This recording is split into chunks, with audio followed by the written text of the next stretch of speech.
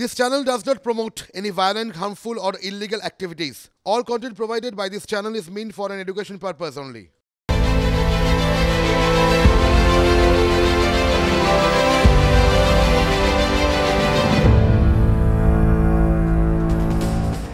নমস্কার, আপনারা দেখছেন টিভি9 বাংলা। রাত ৮টা মানেই হাজির ঠোঁটকাটা। আজ আমি শুভজিৎ। ঠোঁটকাটা হাজির মানে সে সমস্ত বিষয় হাজির, সে সমস্ত খবর, যে সমস্ত খবরের একটু গভীরে যাওয়ার প্রয়োজনীয়তা রয়েছে, আর যা দেখে আপনাদের মনে বেশ কিছু প্রশ্নের জন্ম হয়েছে, সেই প্রশ্নের প্রতিনিধিত্ব করব আমি, সে প্রশ্নের উত্তর খোঁজার চেষ্টা করব। কথা বলে, where there is a smoke there is fire. Smoke মানে ধোঁয়ার আড়ালের সেই ধোঁয়াশাই তো কাটাতে চাইছে পুলিশ। ধোঁয়াশা কাটছে কি দেখুন। বৃহস্পতিবার রাতেই পুলিশের জালে ললিত ঝা। কি করে? রাতে নিজে গিয়েই কর্তব্যপথ থানায় আত্মসমর্পণ করলেন ললিত, আর তারপরেই তাকে গ্রেফতার করা হলো। পুলিশের নোটবুকে ললিতই সংসদে স্মোক কাণ্ডের মাস্টার মাইন্ড। দফায় দফায় জেরা চলছে তাকে। সেই ললিতকে জেরা করেই নাকি ধোঁয়াশা আস্তে আস্তে কাটছে। অনেক তথ্য সামনে আসছে, অনেক তথ্য পাওয়া যাচ্ছে। পুলিশের সূত্র কি বলছে? পুলিশের সূত্র বলছে, প্রতি পদে প্ল্যান কষেই হামলা চালানো হয়েছে সংসদে। একেবারে প্ল্যান মাফিক তারা এটা করেছেন।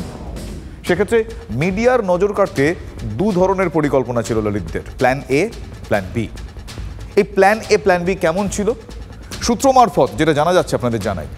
ললিতকে জেরা করে পুলিশ জেনেছে যে, ললিত জানিয়েছে যেটা, সেটাই বলি আপনাদের। প্ল্যান এ অনুযায়ী ঠিক ছিল যে সংসদের ভিতরে ঢুকবে মনোরঞ্জন ডি এবং সাগর শর্মা, আর অমল এবং নীলম ট্রান্সপোর্ট ভবনের দিক থেকে সংসদের কাছে গিয়ে ওই রঙিন স্মোক বম ছুড়বেন। সংসদের ভিতরে এবং বাইরে দায়িত্ব ঠিক করে দেওয়া হয়েছিল। কিন্তু পরিকল্পনা অনুযায়ী সমস্যা যদি হয়, সেক্ষেত্রে প্ল্যান বি কার্যকর করবেন। সেই প্ল্যান বিও তাদের ঠিক ছিল। সেই প্ল্যান বিতে কি ছিল?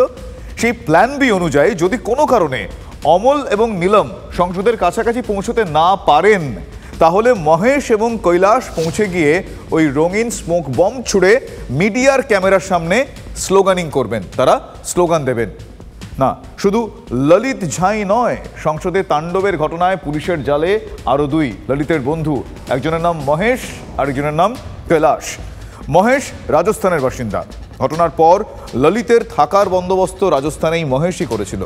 মহেশ নিজেও বাকিদের মতো ওই ভগৎ সিং ফ্যান ক্লাবের সদস্য। দেখুন।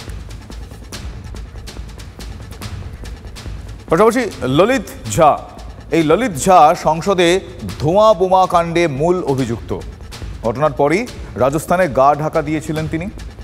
দিল্লি ফিরে পুলিশের কাছে আত্মসমর্পণ করেছেন তিনি। ললিত এই বাংলাতেই থাকতেন। তৃণমূল এমএলএ তাপস রায়ের সঙ্গে ললিতের ছবি সামনে এনে বিজেপি নেতারা বলছেন যে পুরো পরিকল্পনার পেছনে বিরোধী জোট আইএনডিআইএ রয়েছে। একটু সে বক্তব্যটা শোনাই এবং দেখাই। পুরো ইন্ডি জোটের ব্যাপার স্যাপার আমি যেটা দেখতে পাচ্ছি, এই যে ললিত ঝা, যাকে মাস্টার মাইন্ড বলা হচ্ছে, সে নিয়মিত কংগ্রেস অফিসে যেত। কংগ্রেস অফিসের বিভিন্ন প্রোগ্রামে পেছনে ইন্দিরা গান্ধীর ছবিসহ কংগ্রেস নেতা, কিছু উঠতি নেতা আর কি, যাদেরকে কেউ চেনে না, সেরকম নেতার সাথে তার ছবি আছে। আবার তৃণমূলের তাপস রায়ের সাথে তার ছবি আছে। আবার ফেসবুকে যে পোস্টগুলো করছে, সেই পোস্টগুলো হচ্ছে বামপন্থী মার্কা পোস্ট। মানে পুরো তৃণমূলও আছে, মানে মমতা ব্যানার্জিও আছেন, মোহাম্মদ সেলিমও আছে, আবার তার সাথে রাহুল গান্ধীও আছে। পুরো ইন্ডি জোট। প্রশ্ন করা উচিত মমতা বন্দ্যোপাধ্যায়কে, আপনার এমএলএ, তার সাথে কেন ছবি বেরোচ্ছে আপনার এই ব্যক্তির? ললিত ঝা তৃণমূল যুব কংগ্রেসের পদাধিকারী। আমি দিল্লি পুলিশকে আমার কাছে থাকা সমস্ত তথ্য নথি একজন নাগরিক হিসেবে পাঠিয়েছি।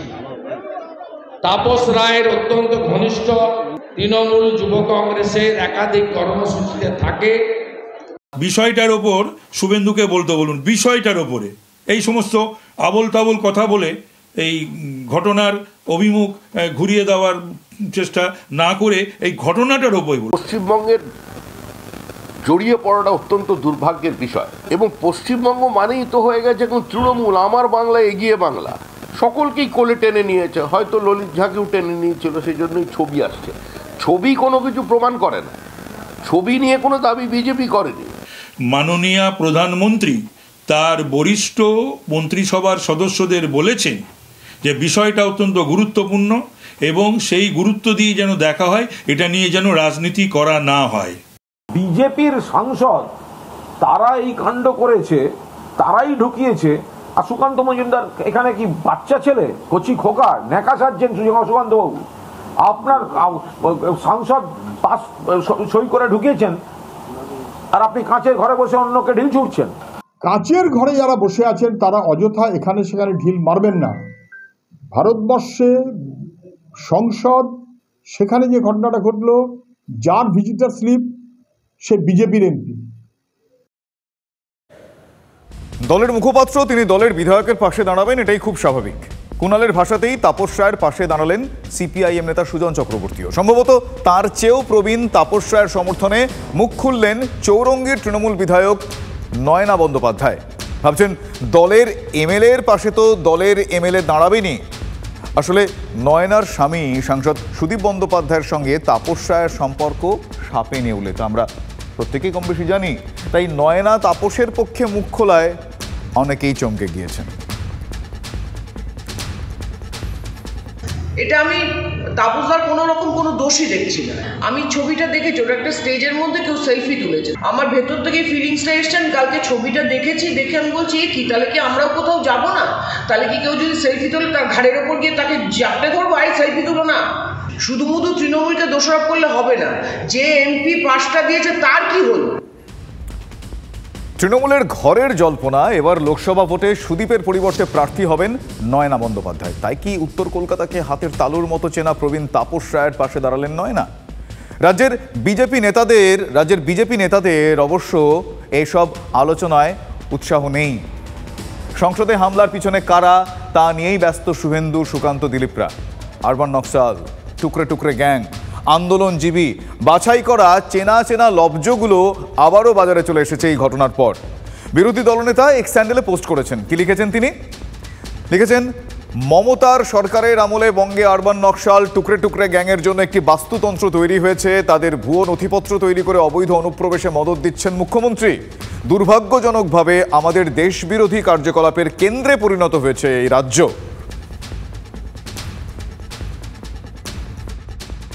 পশ্চিমবঙ্গ রাষ্ট্রবিরোধী, দেশবিরোধী এপিসেন্টারে পরিণত হয়েছে এই তোলামুলিদের রাজত্বে।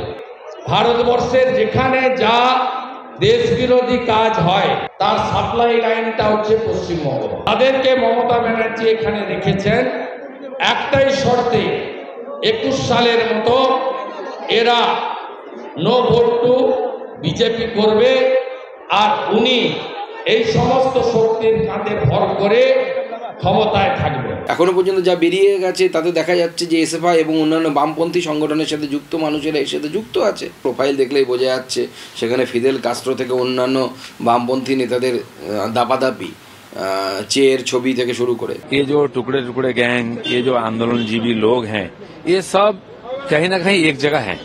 इनके एक ही उद्देश्य देश का बदनाम करना, मोदी सरकार का और मोदी जी का बदनाम करना। और इनके साथ फोटो किसका? दिलीप घोष का फोटो क्यों नहीं आया? क्यों तापस राय का फोटो आता है? कि किसी और टीएमसी नेता का और दूसरे कम्युनिस्ट नेता का फोटो आता है? पीछे से यही लोग कराते हैं और बदनाम करने के लिए, खाली इशू बनाने के लिए ये सब करते हैं। যতক্ষণ আমাদের প্রাণ আছে আমরা রাষ্ট্রবাদের পক্ষে লড়াই করব। নরেন্দ্র মোদী জিকে তৃতীয়বারের জন্য প্রধানমন্ত্রী করব।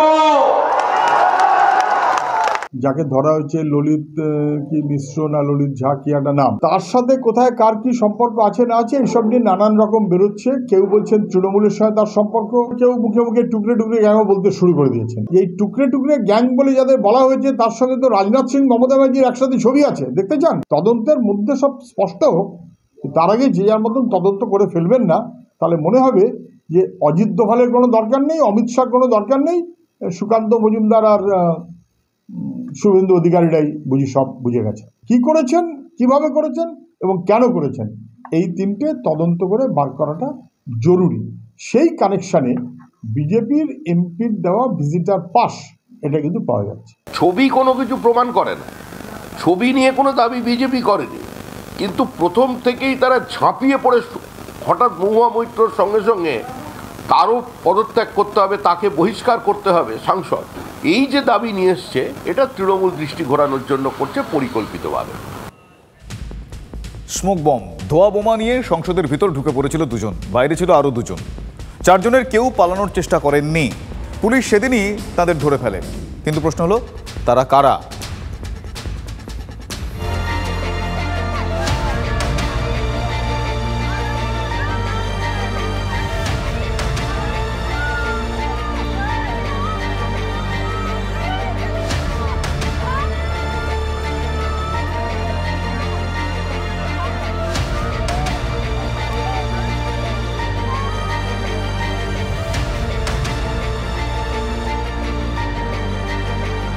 अब सारा देश हमारे पे उंगली उठाने लग रहा है। हमें इस बात की शर्मिंदगी नहीं है, हमें भी पता है कि उन्होंने गलत किया है और इस बात से हम सहमत है कि उन्होंने गलत किया। ठीक है, उनका तरीका गलत था, लेकिन जो उन्होंने नारेबाजी की है, जो उन्होंने मांग रखी है, वो बिल्कुल सही है, वो बिल्कुल जायज है। গ্রেফতার হওয়া নীলম যাদবের ভাইয়ের কথা শুনলেন।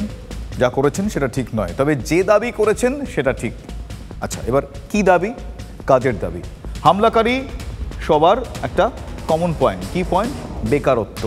হামলাকারীরা কোনো জঙ্গি গোষ্ঠীর সঙ্গে যুক্ত সে প্রমাণ এখনও পাওয়া যায়নি। হামলাকারীরা কাউকে আঘাতও করেননি, তারা কোনো নির্দিষ্ট সংগঠনের সঙ্গে যুক্ত সেই প্রমাণও কিন্তু সুনির্দিষ্টভাবে নেই।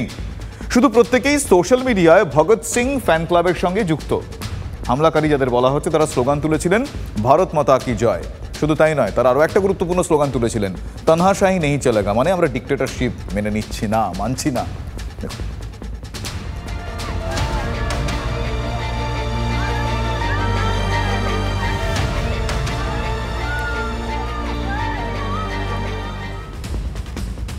জানা যাচ্ছে যে এই হামলার মাস্টারমাইন্ড যাকে মনে করা হচ্ছে, তার নাম ললিত ঝা। তিনি কলকাতার ছেলে, তিনি প্রাইভেট টিউশন করতেন। ললিত আদতে অবশ্য বিহারের বাসিন্দা, কিন্তু তিনি কলকাতায় থাকতেন।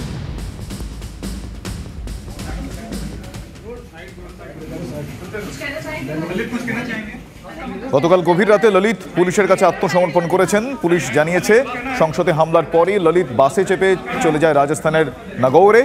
নথি মুছে ফেলতে মোবাইল ফোন পুড়িয়ে ফেলে। নাগৌরে বন্ধু মহেশ হোটেলের ব্যবস্থা করে দেন, সেখানেই রাতে ছিলেন ললিত।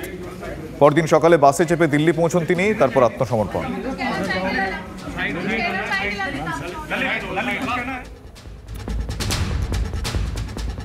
একসময় ললিত বড়বাজার এলাকায় থাকতেন।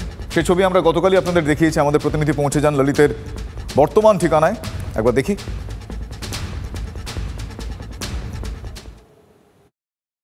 পার্লামেন্টে স্মোক বোম কাণ্ডের অন্যতম মূল চক্রী ললিত ঝার আরেকটি বাসস্থানের সন্ধান মিলল, এবং এটি হচ্ছে ইকো পার্ক থানার হেলাবরতলার পালপাড়ায়। এই এক কামরার ঘরেই কিন্তু ভাড়া থাকতেন ললিত ঝা, তার ভাই এবং বাবা মা। বলছি, এখানে কোনো রকম লোকজন যাতায়াত? না না না না, সেরকম কেউ আসতো না, ওরাই থাকতো, আর কেউ আসতো না। উনি স্কুলে টিচার ছিলেন, একটা টিউশনই করতেন, এটুকু জানি। খুবই ভদ্র ছেলে, ভালো ছেলে, কোনো নেশা ভাঙ ছিল না, কিচ্ছু না, এমনি খুব ভালো ছেলে। ওর বাবা মা ভাই গেছে দেশে 10 তারিখে, আর ও সন্ধ্যাবেলা বেরিয়েছে 10 তারিখে সন্ধ্যাবেলা। যখনই বেরোতো হয়তো জিজ্ঞেস করতাম কোথায় যাচ্ছ, বলতো দিল্লি যাচ্ছি বন্ধুর বাড়ি বেড়াতে, এরকম বলতো, এইটুকুই জানি। এইবার নিয়ে আপনার 3 বার যাওয়া হয়ে গেল এই বছর। হ্যাঁ, দুর্গা পুজোর আগে একবার গেছে, তার আগে একবার গেছে, আর এই গেল। না না না না, কোনোদিন কেউ আসতো না। বিজেপি নেতারা বলছেন, মামলার পিছনে আরবান নকশাল, টুকরে টুকরে গ্যাং, আন্দোলনজীবীরা যুক্ত। সেরকম কোনো কথা অবশ্য জানায়নি তদন্তকারী সংস্থা বা কেন্দ্রীয় সরকার। ললিতের সঙ্গে কোনো বামপন্থী সংগঠন, তৃণমূলের যোগাযোগের কথাও কিন্তু তদন্তে জানা যায়নি। তার দাদা বলছেন, ললিত ছিল ভগৎ সিংয়ের অনুরাগী। তদন্তে পুলিশও জেনেছে ঘটনায় যুক্তরা সবাই তাই ওই ফ্যান ক্লাবের মেম্বার তারা। ললিতের দাদা বলছেন, লেখাপড়া করেও চাকরি না পাওয়ায় ক্ষোভ জমেছিল তার বুকে। ललित से कब बात हुआ था लास्ट टाइम? मुलाकात तो हुआ था आपसे 15 दिन पहले भी हुआ था। अच्छा, कहाँ, किधर? बाबूहाटी में। बाबूहाटी? अच्छा, वहाँ पर क्या कर रहे थे वो एक मास्टर थे जो छोटा छोटा बच्चा का शिक्षित थे, पढ़ाई लिखाई करवाते थे। जहाँ तक हम लोग को जो पता है कि एक लड़का अच्छा था, शिक्षित था, पढ़ा लिखा था, और इनको काम नहीं मिल रहा था। काम के लिए इधर उधर भटक रहे थे, काम का तलाश में थे, लेकिन अच्छा इनको चाकरी नौकरी नहीं मिल रहा था। जो इसका अंग्रेजी एकदम फास्ट था, लिखना उठना, जहाँ जाते थे अपना राइटिंग पेन, जैसे विवेकानंद हुआ, भगत सिंह हुआ, इन सब से इनसे ज़्यादा इनका ये लगाव था। जितना भी डायरी था या कोई किताब कॉपी था तो इनमें भगत सिंह का फ़ोटो, भगत सिंह का कोई तस्वीर। कोई गलत इसका रास्ता नहीं था, कोई नशा तक भी नहीं करते थे। ये लेके इनका मन में ये था, विरोध था कि जब हम लोग जैसा लड़का, पढ़ा लिखा लड़का का ऐसा काम और चाकरी अपना इंडिया में नहीं मिल रहा है, ये चीज़ इनका मन में था। দেখা যাচ্ছে গত 23শে জুলাই বাগবাজার সর্বজনীন পুজোর মাঠ থেকে নেতাজি ভবন পর্যন্ত মিছিলের অনুমতি চেয়ে পুলিশকে চিঠি দিয়েছিল এই ললিত। চিঠি দেওয়া হয়েছিল সাম্যবাদী সুভাষ সভা নামে একটি সংগঠনের লেটার হেডে। ললিত ওই সংগঠনের সম্পাদক ছিলেন, সভাপতি বিধাননগর কলেজের সেকেন্ড ইয়ারের ছাত্র নীলাক্ষ আইচ। তার কথা গতকালই আমরা শুনিয়েছি। ইতিমধ্যেই তার বাড়িতেও পৌঁছে গিয়েছে দিল্লি পুলিশ। তারপর থেকে মুখে কুলুপ আইচ বাড়ির। দিল্লি পুলিশের থেকে তার সাথে যোগাযোগ করা হয়েছে। তারা বলছেন দিল্লি পুলিশ কোনো রকম মুখ খুলতে না করেছেন মিডিয়ার কাছে। সকাল থেকে পুরো তালা বন্ধ, ঘরের বাইরে কেউ বেরোচ্ছেন না। দোকান, তাদের যে ব্যবসায়িক যে দোকান, সে দোকানও বন্ধ রয়েছে।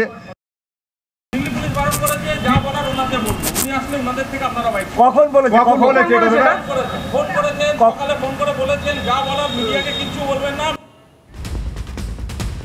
এই ধোঁয়াকাণ্ডের ধাক্কায় ধরাশায়ী সংসদ, আজও পণ্ড অধিবেশন। গতকাল রাজ্যসভার 1 আর লোকসভায় 13 জন সাংসদকে সাসপেন্ড করা হয়েছিল, তবু আজও নাছোড় বিরোধীরা। তাদের দাবি বিবৃতি দিন প্রধানমন্ত্রী, বিবৃতি দিন স্বরাষ্ট্রমন্ত্রী। তাদের বক্তব্য যে বিজেপি এমপি পাস দিয়ে তার সদস্যপদ কেড়ে নিতে, মানে যেই বিজেপি এমপির পাস নিয়ে তারা ঢুকেছিলেন তার সদস্যপদ কেড়ে নেওয়ার দাবি তারা করছেন।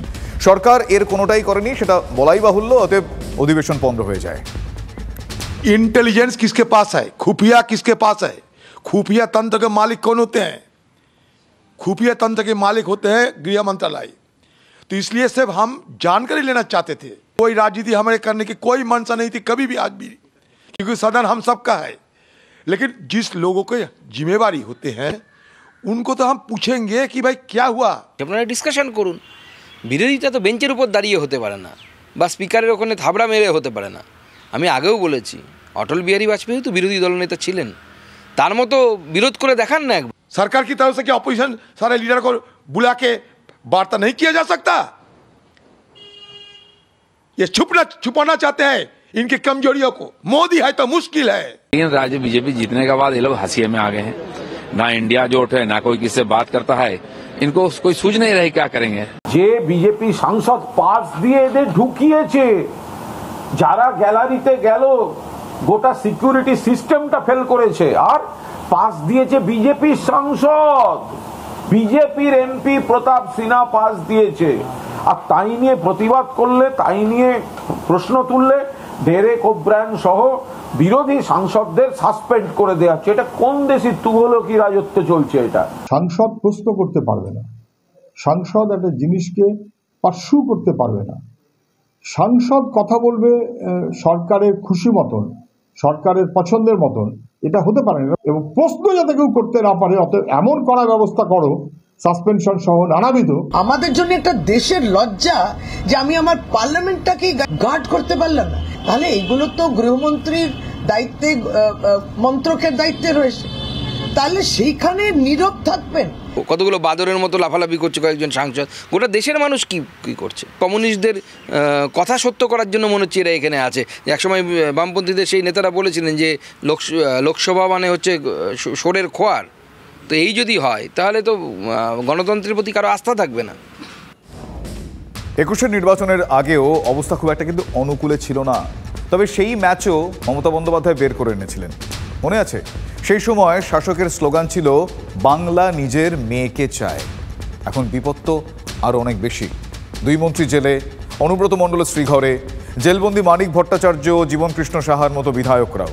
আর সেই প্রতিকূল পরিবেশে ভরসা মহিলা ভোট। আর সেই মহিলা ভোটে শান দিতেই এখন মহিলা তৃণমূলের নতুন স্লোগান চলো পাল্টাই। এই যে নারী বিদ্বেষী বিজেপির এই নারী বিদ্বেষ, হঠাৎ মনে হচ্ছে যে মেয়েরা তাদের ধরতে হবে, এক্সপ্লয়েট করতে হবে, তাদেরকে ঘুঁটি বানিয়ে আমাদের কিছু করতে হবে, তার বিরুদ্ধে আমরা এটা বলছি 24-এর নির্বাচন চলো পাল্টাই এর মিছিল হবে। চলো পাল্টাই, বিজেপি নারী বিদ্বেষ এই মর্মে প্রচারে নামছে মহিলা তৃণমূল কংগ্রেস।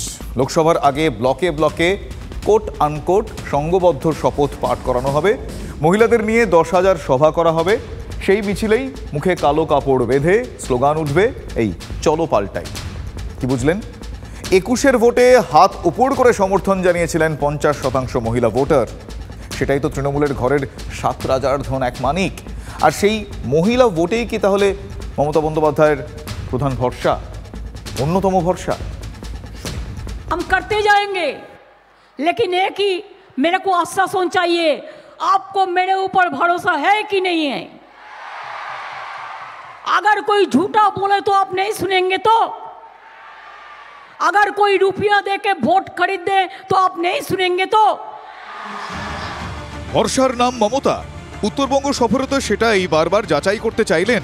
দুপুরে যখন সভা করলেন তখনও সভা ভরিয়েছেন সেই মহিলারাই। সেই জন্যই তো মমতার মুখে ঘুরে ফিরে সবুজ সাথী, কন্যাশ্রী, লক্ষ্মীর ভান্ডার, স্বাস্থ্য সাথী এনে দুটো পরিবারকে এক করে দিয়েছেন, একটা সংস্কারের কাজ করেছেন। এই জায়গায় দাঁড়িয়ে যদি আমরা দেখি কন্যাশ্রী থেকে শুরু করে অন্যান্য প্রকল্প, লক্ষ্মীর ভান্ডার থেকে শুরু করে বাকি যেগুলো আছে, 2021-এর অত্যন্ত তাৎপর্য নির্বাচনে রাজ্যের মহিলারা তৃণমূল কংগ্রেসের পক্ষে রায় দিয়েছিলেন। 2024-এর আগে সেই মহিলা ভোট ব্যাংকেই শান দিচ্ছে রাজ্যের শাসক দল। মমতার নজর যেখানে, ঠিক সেইখানেই কি ভয় পাচ্ছে বিজেপি? গতবার মহিলারা পাল্টেই দিয়েছিলেন, শেষ পর্যন্ত বিডিওদের কাজে লাগিয়ে ব্যালট পেপার খেয়ে ফেলে মহিলাদের অধিকারকে লুট করে নিয়ে মহিলা প্রার্থীগুলোকে হারিয়ে দিয়েছিল। আর মেয়েদের দিকে না তাকানো, এটা কিন্তু কেন্দ্রীয় সরকারের বিভিন্ন কর্মসূচির মধ্যে দিয়ে কিন্তু প্রমাণিত। তার সাথে যদি কম্পেয়ার করেন তাহলে দেখবেন যে আমাদের মাননীয় নেত্রী কি কি করেছেন। তো সেই মহিলারা তো এবার বলছেই চলো পাল্টাই, তৃণমূলকে পাল্টে দেবে, নিশ্চিত থাকুন। একদম নিজেরাই নিজেদের স্লোগান দিয়ে দিয়েছেন আর জায়গাও তৈরি করে দিয়েছেন ওই বাবুঘাটে গঙ্গা আরতি করে, যে ওইখানেই একদম সলিল সমাধি হবে এই দলের। এই কথাটাই আমরা বলবো, এই যে কেন্দ্রীয় সরকার যা করে সব এক্সপ্লয়েট করবার জন্য করে, আর আমাদের নেত্রী যা করেন সেটা মহিলাদের সম্মান দেবার জন্য করেন। পঞ্চায়েতের আগে কি হলো? মহিলা ভোট পেতে চলো গ্রামে যাই কর্মসূচি চালু করেছিল তৃণমূল, আর এবার চলো পাল্টাই। বিজেপিকে মহিলা বিদ্বেষী আখ্যা দিয়ে বিজেপির বিরুদ্ধে মহিলাদের শপথ বাক্য পাঠ করাবে তৃণমূল কংগ্রেস, আর 45 দিনের নিরবচ্ছিন্ন কর্মসূচির মধ্যে দিয়েই তারা 2024-এর লোকসভা নির্বাচনের মহারণে প্রবেশ করবে। আমাদের প্রাণ আছে, আমরা রাষ্ট্রবাদের পক্ষে লড়াই করব, একই না। সতীশ বাবুকে সামনে রেখে শপথ নিচ্ছি আমরা। শপথ, হ্যাঁ, শপথ বাক্যটা আমরা যখন করব তখন বলবো, শপথ তখন শপথ হবে, একটা সংঘবদ্ধ শপথ।